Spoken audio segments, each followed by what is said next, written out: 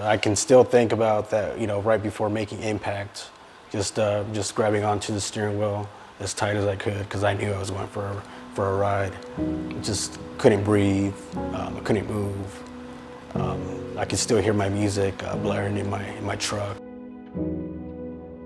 Everything was going so well, working at Weld County Garage.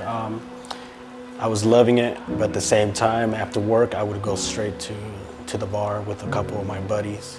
I was really good for about, I would say, a year, and there I am again, and I catch a felony charge, for a big fight. That fight pretty much cost me my job at Weld County Garage. Losing Weld County Garage was pretty much a big slap in the face. I was like, whoa, wake up, what's wrong with you? I went and applied to other dealerships.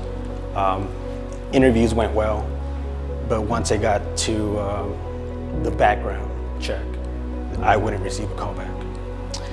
Chad would maybe call me twice or 3 times out of the year when positions would come available. I would tell him, I'm sorry, I can't. I still don't have a license. I'm still in probation. He still kept my number. He would still continue to call me. I got a call about 3 years ago from Chad.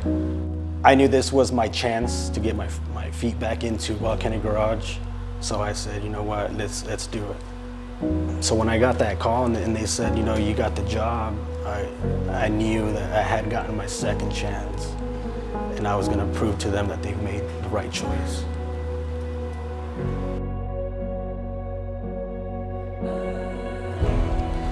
It's probably one of my, I would say one of my happiest days. I knew I could probably get my life back, in the right direction. I wake up every morning and can't wait to get to work and show them that, you know what, you've made a great choice in bringing me back, and I'm grateful for it. It's more than just a job to me, so it's my career, and I'm just proud of it,